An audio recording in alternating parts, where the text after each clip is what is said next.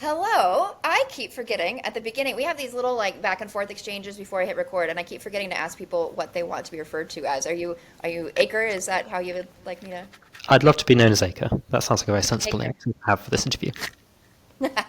Well, thank you so much, Acre, for joining me in my Mm. relatively new little series that I'm doing, where I'm interviewing attendees from Vibecamp and getting to know them a little bit, putting it up on YouTube and on Twitter so that other people can get to know them a little bit, and we can kind of, I don't know, bring in people that are kind of like on the fence but interested. If they see these, they might be like, "Oh, that's for me," or "Oh no, that's not for me."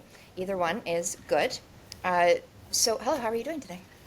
I'm doing fantastically well. I've been running around London. The temperature is hot. I don't know what the actual translation of that into American degrees is, but let's just say it is absolutely beaming around here. And I've been scooting around South Kensington, which is like a university slash museum quarter, to try and see what like venues are like for various events. So it's quite a nice day. How's your day been? Oh, great. I mean, it's just getting started. I'm on the West Mm. Coast, so we are at 9:11 a.m. now. Fair enough. It's 5 o'clock over here, and the workday ended about 11 minutes ago. So this is the last thing I do before I wander off into the sun and take a tie off. Oh, okay. Yeah, I was gonna say, are you gonna just keep that on for the rest of the day? I sleep like this. It's absolutely glorious. I just assumed that that's what all British people do, honestly. Oh, absolutely. We're like vampires or bats. I don't know. That's more like hanging upside down, but I assume there's a tie in there somewhere. Or at Um, least coffins. at least there are plenty of coffins, actually. You know, it's what you can afford for like £900 in London. So it's a lovely living arrangement. Everyone should live here. It's beautiful. Yeah, yeah. I'm sort of these little videos are evolving over time. I started them out really kind of focused on asking questions about Vibe Camp, but I think it's way more fun if I Mm. also ask questions about you guys. So I've got a few. It's kind of hard when you say just like tell me who you are. That's so broad. What's your So story? yeah, well, why don't we start with when did you first become a real person? A real person? Do you Uh, have a memory of like, oh, I am like a yeah. Oh my goodness. I probably, as in like first memory I ever had, not like a Twitter thing or anything like that, literally when I first became conscious. However Um, you want to, yeah, however you want to I answer. probably first became conscious when I was about 3 years old because I fell in a pond, and thus that really wakes you up. You know, have you ever had water splash in your face and you're like, whoa, I'm awake? Like, imagine that, but you're like this big and the pond is like deeper than you are. And so, kind of being fished out of the water was like the first, like, knowing memory that I probably have. And then wandering around my little village garden for like the next couple of hours just being soggy. So, you know, that's a nice start to life. Wow, is that the first memory that you have at all? I think so. Like at that point, like chronologically, it gets a little bit dubious, right? But it's either that or like some birthday cake or something like that. But yeah, that is one of the earliest memories I can probably point to and say I think that is like early rider. Yeah. What were some of your really early moments of transformation when you suddenly changed your worldview really drastically or became a significantly different person in a short period of time? Ooh, very interesting question. So a couple of very big moments of transformation. The first was when I had to leave my first school. So when I was a kid, I lived in a small village. There was probably like, 500, 400 people or so living in that village. You know, it was basically two roads. And I went to the local Church of England school because, of course, we're British, so it has to be a Church of England school if it's in a tiny village. And there are, let's say, I think about two classes in this village that kind of alternated, like the young kids and the old kids, and it probably covered like 3 or 4 years. And I loved this school. You know, I loved the teachers. I got to run around in like the little grounds outside it and things like that. I got to play on like the singular computer that we had back then. This is like 1995, 1994, 1996 time, and it was basically a grand old time. And then tragedy struck. I was kind of getting some extra things like extra science lessons and stuff to like support me through life because I was eating up the material too much, and leadership changed completely in the school. My beloved head teacher, who's basically like a third of the entire staff body in a school that small, left. New head teacher came in, very different idea of kids, very different idea of education and things like that. And basically, I think from what I've been told by others from who remember the period more than a 6-year-old, I was a bit singled out as kind of a bit of a bright spark, and this was a bad thing. So, all of the extra things that were keeping me occupied got taken away, and like I was told to like sit at the back and be quiet when, we didn't really have neurodivergent people back then, because, we hadn't invented the terms, but like, for us ADHD kids who just love jumping through, like enjoying school life, it was a hammer. So I got picked up and got sent off to a boarding school at some kind of time away from the family, because mum and dad wanted me to keep having like some stretching like material and education, trying to kind of maintain that. So I guess the transformation element was, this was like big village politics far beyond the scope of a 6-year-old. But knowing that, a loving teaching cohort had disappeared and a slightly harsher teaching cohort had kind of come in to take over the school, that had been kind of, so that apparently had been a bit horrible to the kids as well. That forced me to like go to a completely different school and start boarding and things like that. It was a bit of a transformational experience. So that's probably one of the first big moments, kind of realizing that institutions have an impact on your life, that those who teach us like really do control bits of our lives until, we're old enough to control our lives ourselves. So that's a nice transformational memory.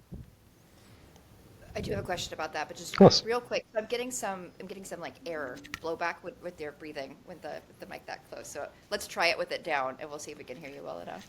Fine. I usually speak in a busy office, so is this better? Yeah, I think so. Fine.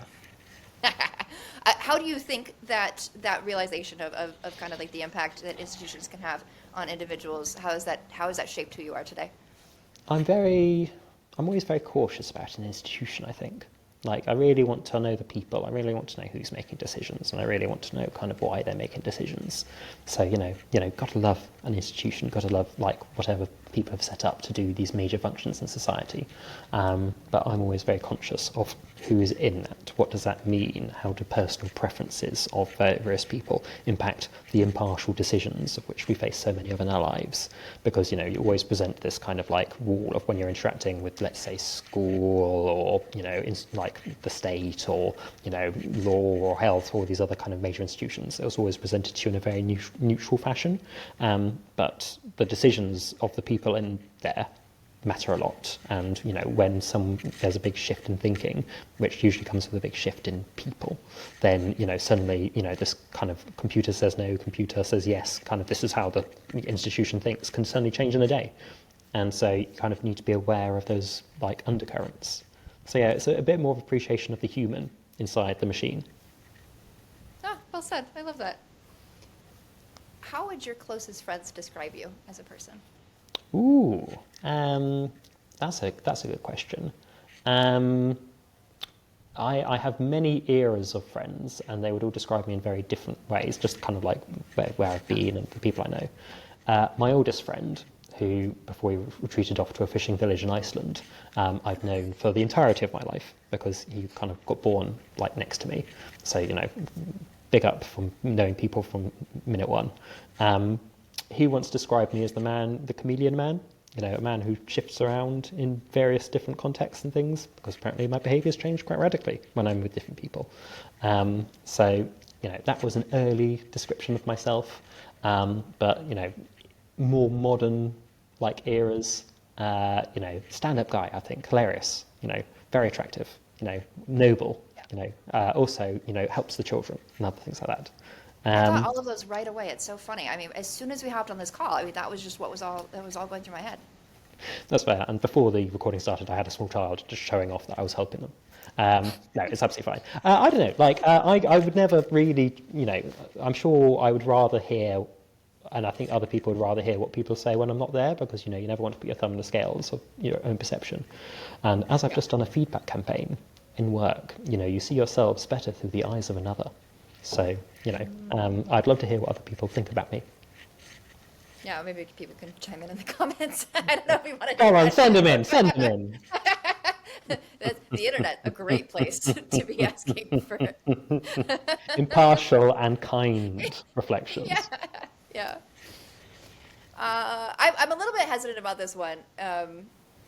I just haven't tried this on a call. Oh, yeah, I've done it. I've done it in person. Actually, this is leading into Vibecamp stuff because I think we're going to try and do. I think we are going to try to do something at opening ceremonies that's different than we've done before. I'm going to try and do a facilitation where you separate people out into groups of 3, and you have them go around the circle, and each one tells their entire life story in like 5 or 6 minutes, whatever we decide, and then you have like 2 minutes to reflect back things.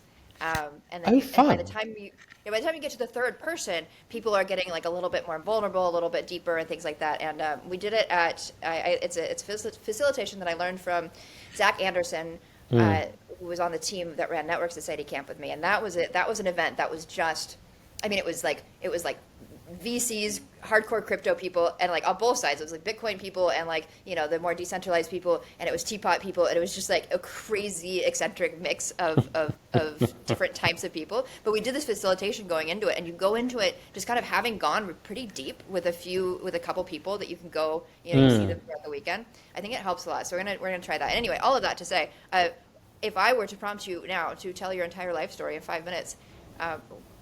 What would you say? Actually, I am prompting you. Just go ahead. Oh, fine. I've now been prompted officially. I've Yeah, received the prompt. officially.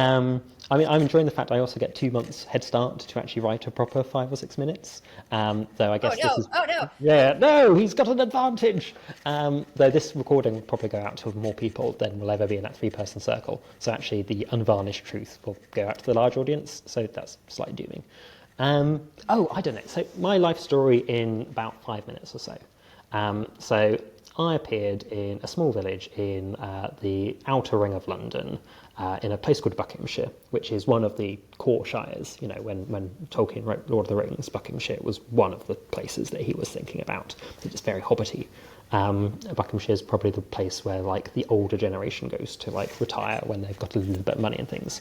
So a bit of a different environment to like the rest of Britain. All cows and trees and everything like that. And so I started my life with a couple of friends in a small mob of kids that ran around this small village on bicycles. There was about 5 or 6 of us, and it was a very small community that knew everyone knew each other there and things like that. Complete safety. You'd just go on your bicycle and then just cycle off, and then a day later you'd cycle back, and your parents would expect to see you home and things like that. So peaceful, idyllic, a bit of a simple life. And it was a good introduction to life because within a village you get like the full spectrum of humanity. And so, we definitely had like the very rich kid who lived in the mansion at the edge of the village, and then we had the guy who lived in like the small terraces with kind of like a single mother and things like that, and the full spectrum between. And at that stage, you're all basically just kids, right? You're just interacting with the people around you and loving it. But then, about when I got 10 to about 10 years old, I went through periods of big upheaval. I was sent off to boarding school because of the pre-dimension story about how kind of the local education stuff had changed. My family uprooted itself from village to town, and suddenly we went from a very small world to, not an overwhelmingly large world. I live in London now, one of the biggest cities in the world. Towns are not quite that big, but still it exposes you to a completely new kind of set of people. But it also, I think, uproots a family from its social connections. And from that point onwards, I was always the social connection member of our family. So I've got like 3 siblings, I've got mum and dad and things. We're quite a small, tidy kind of unit. But I was always probably the one networking out there. Some big things happened. I did some movies. I walked around the world for a little bit when I was 10 or 11. And then I think it was probably when I got to about 11 years old that kind of I got online, I think, as the kids say. And from that point, this is like the early days of forum culture, right? I might look like a young man, but I'm actually incredibly old. We life transitioned into a bit of a more open way. First off, when we were 12 to 13, we set up kind of our first kind of small web forum just to connect like 3 or 4 different schools. And then I ended up running into Americans. And imagine you're like a 14-year-old kid and you're running into Americans for the first time online. What a strange like era. And so I start kind of just reaching out across the world. I get to run my own forum with a fairly active community when I'm 15, and then I'm getting like the first aspects of the culture wars kind of being blasted through into kind of our home. And then between kind of the ages of like 15 to 20, that was my majorly online period. That's where that was basically like the full like spectrum of your existence. I got to know some extremely good friends, and that kind of is what brought me back into the Teapot Circle much later. So yeah, like that carried me through to university. For various different reasons, I was bouncing in and out of education at this point, and I got, if I can say, a little bit feral. I kind of previous mistrust of institutions probably built up a bit too much, and I didn't really kind of engage with kind of education until the very last bits of pre-university. Then I had to do a bit of salvaging to kind of get myself back onto the wagon. But then that was because kind of like I had kind of a lot of friends who are much less privileged than I was, and I was spending a lot more time with them than I was at home, and bits and bobs like that. So yeah, we got to that, and this is probably more than 5 minutes. God, I have no sense of going. timing. I'm loving it. I'm going to keep going. I'm going to keep going. Just tell a bit of a cancerous like journey through. So yeah, got into that, and for the duration of my latter school years, and probably the reason I bounced out of education as hard as I did, like my family was trying to make me as the young boy, the single son of the group. Mum and dad are kind of engineers, so they were trying to make me into STEM kid. And I'm many things, and I could do maths very well as a kid, but I don't really care about STEM too much. I'm politics and humanities kid. Yeah, like I basically bounced out of pre-university, just rejecting physics and chemistry. I was not putting any time and energy into them. Got back into university as a politics student, and from there flew. Suddenly everything syncs back together. I became a very active member of like the university community around me. Like I was running like 90 different societies at some point or another. 90? Well, that's what you have. You're exaggerating, right? No. I was the chair of my society's executive, so all the presidents like came into my thing, and then we were the counterbalance to all the sport kids. Societies don't have as much money and as many people as sports, but my God, we've got a variety of different activities, which is a bit sad actually, as your kind of counterbalance. But we did have media actually, so that got me into things like student publications, student radio, and so when we ended up setting up the National Student Publication Association to get all the other universities in the country involved in student newspaper nonsense, that was quite a nice lead in. And between those points, life was fairly good, but we hit the pandemic, as I think so many of us did, and we found ourselves locked away from each other. And the online like backstory that I had kind of was calling to me. It's like, what do you do to remain connected to people? So, opened the old Twitter, started a new account, started a new digital era, and decided instead of kind of trying to hang out with the old crowd, mostly because I've gone back to some of the old forums and there are still people there 20 or 30 years on, and they seem to be having a nice time, but it seems very sedentary compared to the like slightly more live wire of our crowds. So yeah, joined Teapot. I was just like, I'm going to select these two accounts as the things that I want to build kind of like more of my future life around. From there, just started being. And then the London teapot scene started to really kick off. We had the big ball, which got like 500, 600 people, of which about, a fair number of them were teapotters, kind of kicking us off as the big post-pandemic like launch back into reality, which is quite a good launch pad for a community. And then ever since that point, I have been just somebody who's just tried to build together some of the London crowd. Tried to do it anonymously, but I think probably like a month after we set up the Acre as my anon, like the big Twitter data leak happened, where I had my email that I stupidly used to create the account attached to it. So if anyone cared enough to know who I was, they could find out. So, I was genuinely convinced to put my face back on. And then, through that, met some fantastic people. We've done some brilliant kind of social events, like people pop through London. Like I'm one of the places that people would probably crash at because I've got a spare room that goes to Teapotters. So I've got kind of someone in there at the moment. I've probably had about 4 or 5 people from Teapot live in my house in the last kind of 2 months. And then, did 2 teapot weddings, was best man at one, we got a teapot kid on the way, and things like that. So it's just been a lively environment in London.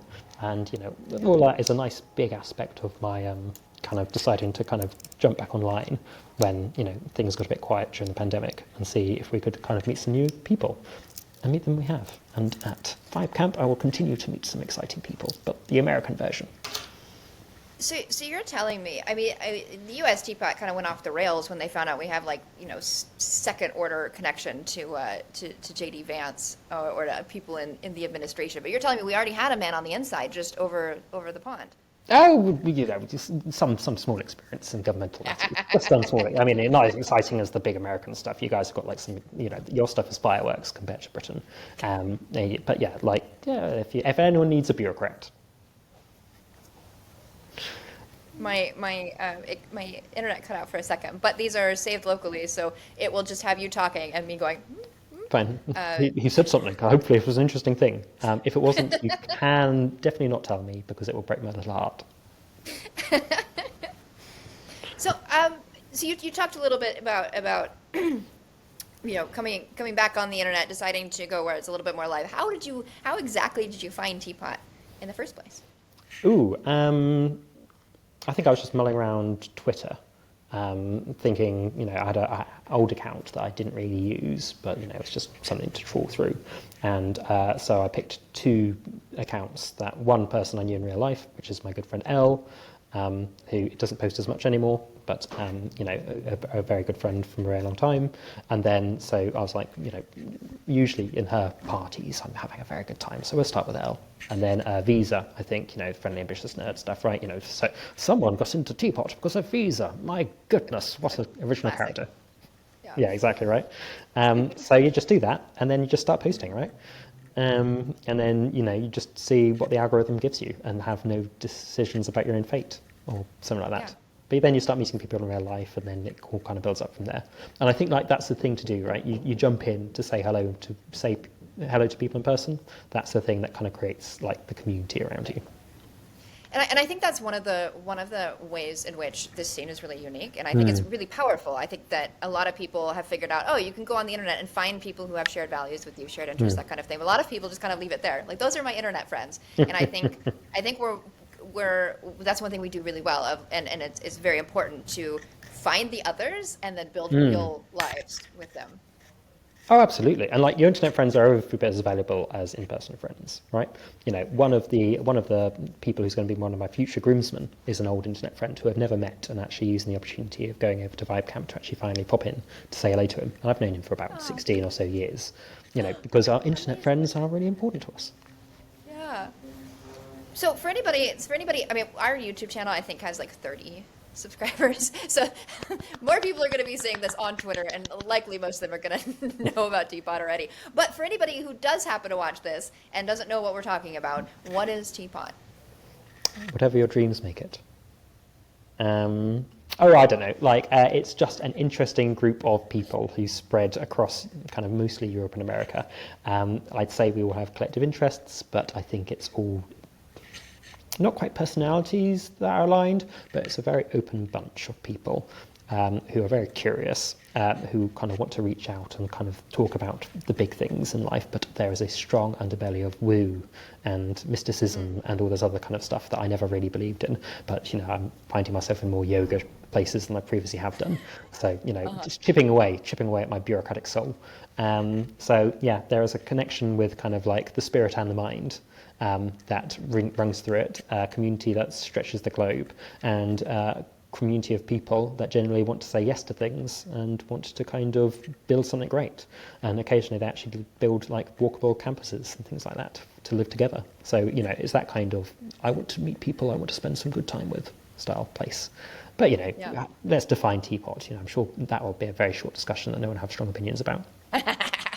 Yeah, it's funny because there are just so many different versions. I mean, it's just gotten so big at this point. I mean, you have people, you keep saying those tweets of like, these are the Teapot main characters, whatever, and I'm just like, never heard of any of them, which is great. I think it's really interesting.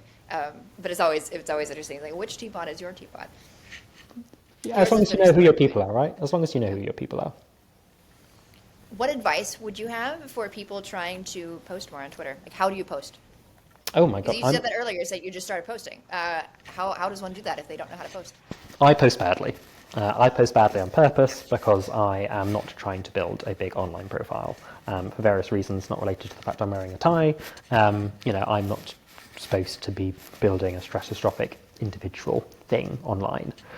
So I'm very happy to be much more active in the group chats and in person than actually on the timeline. So I'm a bit of a weird edge case, you know. I think there's a lot of other people who can post about the art of posting. But generally speaking, you want to play with people is probably the first aspect, particularly if you're a new account. I'm sure your opinion, and Brooke, your opinions are always perfect, so never any question there. But I'm sure for any new account, like their opinions are fantastic, but there's lots of opinions floating around, and just the pure glory of how right you are is probably not going to engage as many people.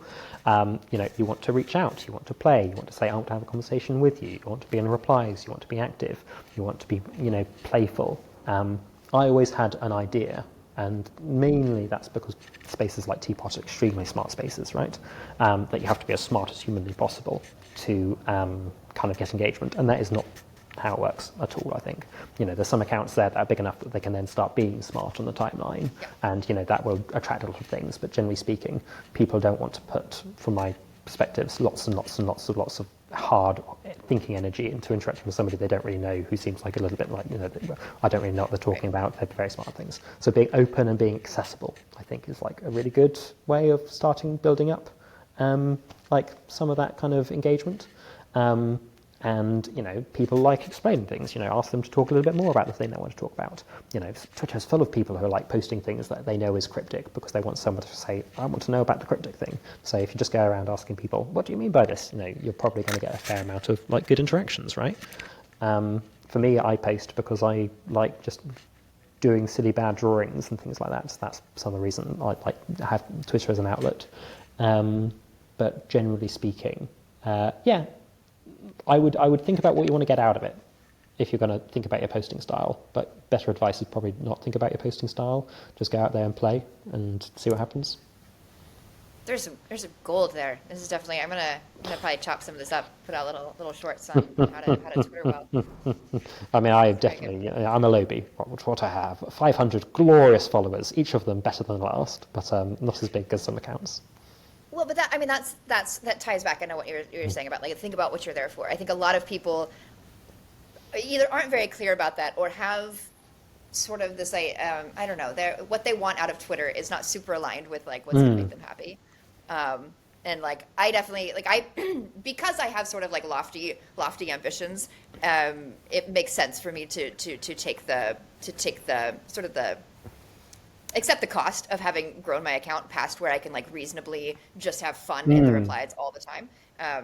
Things I post tend to get a lot of comments. It's like you kind of just get saturated at a certain point. You can't just engage as having a hard time with words this morning, apparently. But having a small account is really, really good for just making friends. And making friends was definitely what I joined Twitter to do. And you sort of lose that when you do grow past a certain size to some degree. Oh, absolutely. And you've got quite a few big accounts who just decide to purge everyone and try and get to that small world again, right? Because, it's the cozy vibes that we're really here for. That's what brings us together. Yeah, and if you're not, you're wrong. I mean,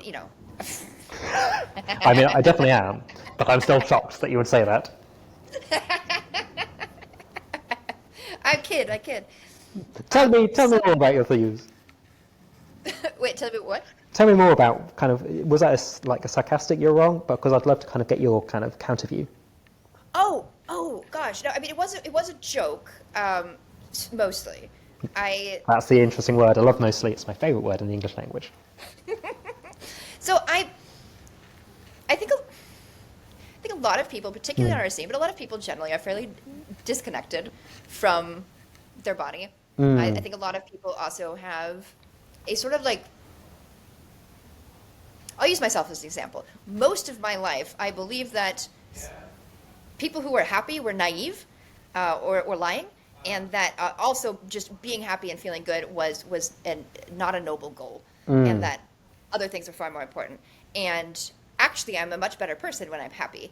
And I think that a lot of people would both feel better and be more effective at achieving their goals if they sought out things like connection and really prioritized warmth and connection and things like that. I think you're absolutely right. And you also kind of mentioned the body a bit, and I completely agree with that as well. Like if you're looking after your mind, if you're looking after your body, if you're looking after kind of your spirit, and then there's like that fourth thing, which is the connection and the community around you. These are all things that you can spend a little bit of time just thinking like, how am I looking after this thing? And finding a bit of, the sensible things to look after. But something I thought was just kind of sprung to mind when you were saying you didn't think happiness was a noble goal. From a lot of interactions with people, I think a lot of people get themselves into that headspace, particularly when they're younger, and there's more important things than happiness and like that. And I almost I sometimes call it like the drug of vindication, where people would prioritize being vindicated that their unhappiness was worthwhile than be happy, because it's better to be right than be satisfied. And that's like, it can take years to get out of that mindset. But, I would always, if anyone's ever thinking the sacrifice is just worth it for its own sake and being vindicated that you're going to be right in the end is the thing you look forward to. Fill your boots if you're going to do that. But, I wouldn't recommend it. Yeah, you can also attend Landmark. There are lots of very reasonable criticisms of Landmark, but that is one of their core things, is learning where you are fucking your own shit up out of a deep drive to be right over being well, basically. Which is absolutely fair, right? Being wrong is scary. Like, it generally is. And so I wouldn't begrudge anyone for being trapped in that cul-de-sac of misery, but I wouldn't recommend it. Yeah. Debating if going off on a tangent here is worth it. I'll just go ahead. I love so I did Landmark when I was. And what is Landmark? I've not run into Landmark. Oh, Landmark's a whole thing. So it's sort of like a personal growth, inner work intensive, largely marketed towards business people who want to advance in their career. But it does really dig down. I believe that Metaluli has been a number of times. It's got a lot of somewhat reasonable critiques against it for like being kind of cult-like, and some people committed suicide, and you start going in, and then you have to pay a bunch more money to go to the next classes and the next classes, and it's got its own kind of like language around it. People will stop interacting with their families as much. So there's a darker side. My aunt paid for me to go, and I went when I was 16. And I went in there as like, if I have to go to this thing, I'm going to go observe them. I'm going to go watch all the terrible things that they do. Because I went and read all the comments people were making about it online. And there were some really interesting things. In terms of like brainwashing kind of things. Like they have you in these really uncomfortable chairs. You're not supposed to get up. You can't eat snacks. And I did notice after a certain number of hours, your brain just stops working. Critical reasoning shuts down, and they're saying things, and I'm just like absorbing it. And I was like, oh, this is how schools work. So that was a fun realization. But at the same time, I also remember being very annoyed because they were just like telling people all these insights that I had like really just like sweated over and like thought really hard about, like I feel like earned, and they're just like, you can buy them, you can just buy them. But they would bring up different people. And they would talk about a problem they have in life, and the facilitator would dig down into the core of it, the root, and a lot of times it's like childhood things. One woman in particular, I remember, she was in her 40s, and I was one of the youngest people there, so it was crazy to me to be seeing adults whose lives were just like, they had been playing out these patterns for so many years. And this woman, her father had left her family to go start a new family, and hadn't talked to her again, and she just had son, and that was kind of like the root of why she saw all these men who treated her horribly, and all of why our relationships didn't work is kind of what they were getting at. And he dug down. He's like, did you ever ask your dad like how he felt about you? Did you actually talk to him about whether or not he like actually gave up on his feelings for you, or if he still loved you? And maybe he was afraid. Maybe he felt so much shame over having left you guys that he couldn't bring himself to be the first one to reach out. And she kind of broke down because that hadn't occurred to her, and he had already died. She had no way of going back and asking him. So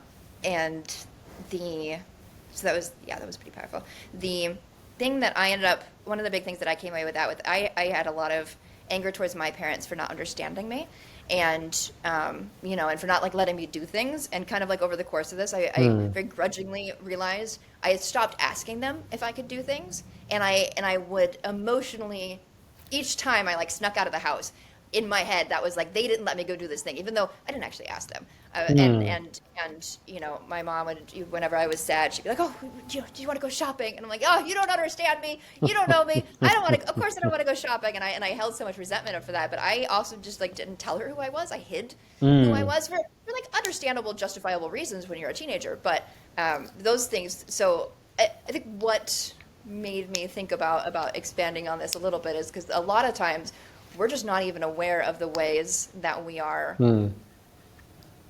You know, it's not like, oh, it's not a conscious process of I am right about this thing and therefore I can't question it. You just don't even realize the ways in which you are acting as though this is reality when you haven't.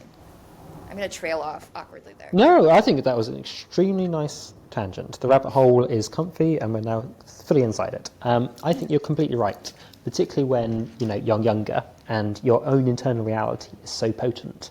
And, you know, probably if you're like 15, 16, like this is the first time you're going through like a fairly significant stage in your own internal reality, right? A lot of bandwidth is being spent on this. So yeah, you can forget that actually people who aren't sharing your internal reality don't see most of it. You know, we're not famously, I mean, you know, I was a perfect communicator from when I was born. You know, 2-year-old me fantastically gave some good speeches. But, you know, most young people, when they're young, aren't exactly trained on effective, engagement communication, like talking to people, etc. And, you know, there's all the other stuff that you go through when you're at that age. So, yeah, your parents just generally don't know. And then that was before we hit the digital age where, you know, you could have entire lives and they generally wouldn't see it. You know, so, you know, I'm sure you probably met some people online when you were younger that your parents will have no idea about, yet they'll probably played a huge part in shaping who you were. Like, that's a weird dynamic. And no one ever really prepares people to be on either side of it. Yeah. Weird stuff. I'm using a different desk than I would normally use here because the reason's not important. But the sun is like, I keep moving over a little bit, partially because I've been starting to make thumbnails for these, and I pull a little screenshot of each person's face to put on the thumbnail, and I just know that it's gonna look really weird if I have one glowing shoulder. But I'm running out of space to move. Just blind people with your radiance. It's fine. Just blind people with your radiance. Ooh, oh, that was nice. That was good. That was a good deep dive. One of the things that I really appreciate about doing these interviews is because during Vibecamps, I've been getting better about this, but I just don't have time to meet people, to really go deep with people, especially at the number of people that I want to. So these interviews are a great way for me to actually take a moment and connect with people, and then we'll have context. Oh, I feel hugely connected, but also, you know, you're running an event of 500 people or so. Like that's a full 3 days, right? Yeah. Someday I'd like to do a longer one. I think a Vibecamp pop-up city would be really cool. Once I can figure out how to fund it in a way that doesn't make me hate running events. That sounds like a completely amazing idea. We'll see. So, let's move on to a few questions about Vibecamp. What is it? In your words, how would you describe it? I've never actually been. So I know the legend. I have made promises that I would actually attend the American side of the camping system for a while. But what I think I'm walking into is I'm walking into a packed 3 days of extremely exciting events run by interesting, exciting attendees. Sorry, I'm being stupid with the microphone again. So if you like the vibe of any of us, then what is that person going to bring to this camp? You know, you don't have to run a thing, but the things that people run are quite good. My good friend Pongo, otherwise known as Pony, otherwise known as Nina, you know, I think she runs the British tea camp, which tries to entrap Americans into the idea of British IT, but then we just throw a greasy spoon at them and things like that. I hear that you guys build things, monuments to previous glories, trebuchets and things like that, you know, a group environment. It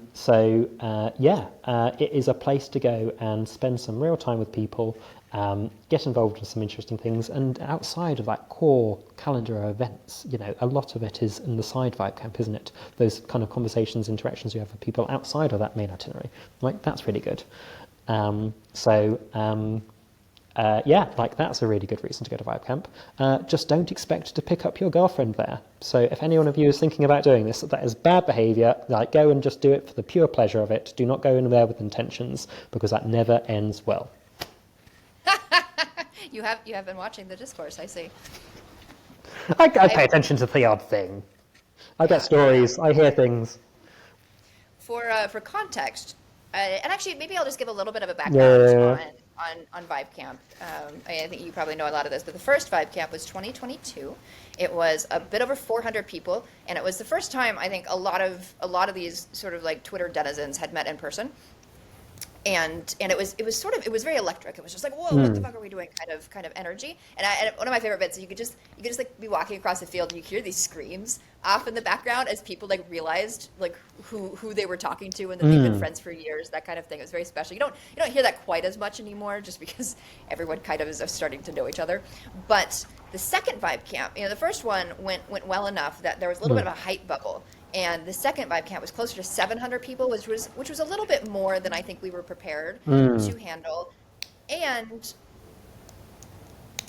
we still didn't. No one really knew what Vibe Camp was, so we drew in a lot of people. Like Curtis Yarvin went to the first two Vibe Camps. mm. So we had a range of different types of people from different corners of the internet there, and it was very high variance. It was very high highs, very low lows. And at Vibe Camp 2 in 2023, there were a lot of dating events. So that was our last year of big discourse. Mm. 2024 didn't have too much in the way of like big, crazy multiple days of discourse. After Vibe Camp, it was a lot more chill. But Vibe Camp 2, a lot of people came hoping to find partners, and that was our worst gender ratio year, because it just like all these nerd celebrities went, and then they brought their like nerd fans, and a lot of those are guys.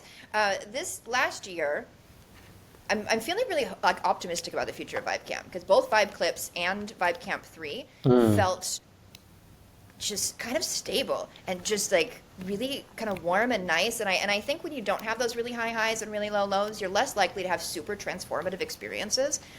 But that also, like, maybe that's not what we need. People can still go to Burning Man for Mm. for the really big, like, I'm going to shake up my entire psyche kind of experiences.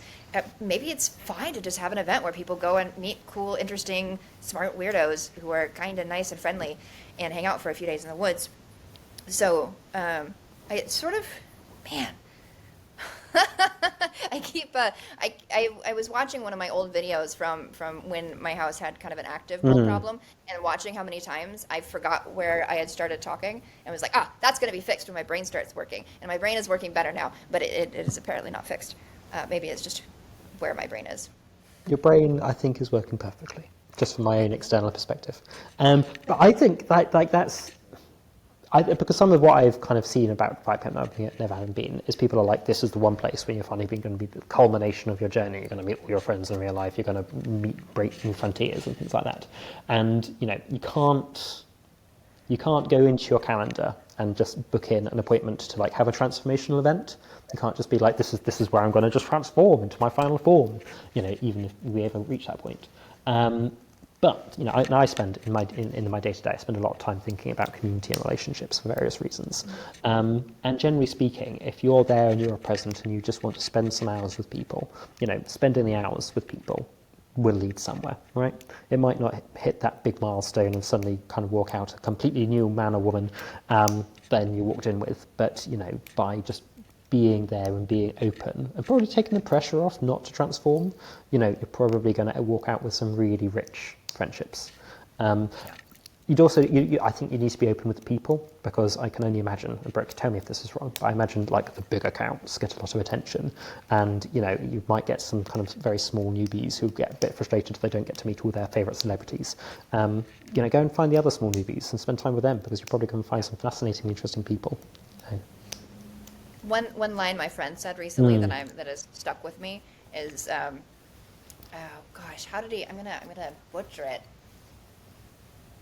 It's something similar to what I believe Visa has tweeted something similar to this. Of just like, if you're gonna go to the weird kid Shelling point, oh no, the weird kid did something weird, which I kind of really like, because I do think we do get a lot of people who are maybe how to design kind of their social infrastructure from first principles, figure things out on their own, and people are going to be weird sometimes. And I think that when I have friends who complain about the and there's a big range. There are lots of people who have spent many years learning how to be friendly and open to connections and learn how to put people at ease and things like that. And there are people who are a little bit earlier on their journeys. Are you planning on hosting anything there? I haven't thought about one yet. So a lot of the things that I host in my day-to-day life are like, I do these big strategic war games. We get 50 people around like big tables for like entire days to like play out crises, be they fantasy or serious, and all this kind of stuff. We haven't quite packed that into an hour. So like my usual forte as a facilitator isn't really natural Vibecamp territory. I do some teaching. I could do some of that. I don't know. Well, we'll have a talk with the Brits and see if there's like some communal ideas that we can do. Usually an idea will come to me as I'm flying across the pond, and then that'll be the thing that I bring, if I bring anything. What tips do you have for people just in general who are going to a big social gathering on how to make friends? Good question. The first thing is there are some very core things you can do. Get people's names, get people's like contact details. Like if you want to talk to somebody again, you need to have a means to do that. Hours together leads to better relationships is a fairly reliable formula. So if you want to get to know somebody, spend some time with them, which probably also means, don't try and spend all your time getting time with people who are already like buried under social contacts, right? Go and spend some time with somebody who's got some time to spend, right? In these big events, you probably can like look around and you can see lots of other people. Throw yourself into things is a really important piece of advice. So I was at a ceilidh. Do you know what ceilidhing is? It's like Scottish dancing, right? It's like a lot of people spinning around and things, but it's all very groups, and it's like you dance with a partner and you're doing lots of partner switching and things like that. And this was one of the big London ceilidhs, and there's like 700 people also in this room, right? And so a lot of it is very open access. You just pay your money, go in. Some of them are extremely experienced. Some people are doing it particularly for the first time. And I went in January. So this is like New Year's resolution time. So, a lot of people are just like, I'm going to go out and do the thing for the first time. Fantastic. I love that for them. And in that ceilidh, you basically had from the very front, from right in front of the audience, the stage and everything like that, you had the most experienced dancers, right? So they were the ones who were kind of like dancing the most ferociously, with the most kind of idea of the moves and things, the most confidently. And then as you go steadily back towards the back of the room, you get the least experienced dancers, or more keenly, the more nervous folks, the people who think they need to like spend a lot of time working their way up before they can get to the middle or to the front. I jumped into the front of the room for the first time because that's what I like to do. And, so I, very inexperienced with these things. I'm getting pulled and getting tugged. People are like correcting me, but you're around a lot of experienced people, right? And it is a group dance. So there's a lot of people trying to help you succeed, to help them succeed. Yes. And occasionally there's the odd elbow you have to duck and things like that. And there's the odd person who's a bit rude because they want you to be a bit better. But generally speaking, the amount of energy behind helping you succeed is huge. And I ended up towards the end of the dance, like ending up slowly towards the back with the partner switching and things like that. I ended up just kind of in the back of the room without really thinking about it. And it was so much harder back then, even though that was supposed to be like the shallow bit of the swimming pool, because everyone around you was a bit more nervous. Everyone around you didn't know what was going on. There was no correction. There was no support and things like that. And by that point in the evening, the people who didn't like it were really starting to realise they didn't like it. So you had people who were like, I'm not having fun at all, and you can't dance with it. So, if you're going to go into a social space like Vibecamp, don't spend, if you fill your boots if you want to spend your time at the edge watching, but, jump in and actually interact with people and, get involved and things like that, because you will kind of get to know people a lot faster when you're actively throwing yourself into a thing, right? And no one cares if you're a bit weird. You made the good point about weird kids doing weird things, right?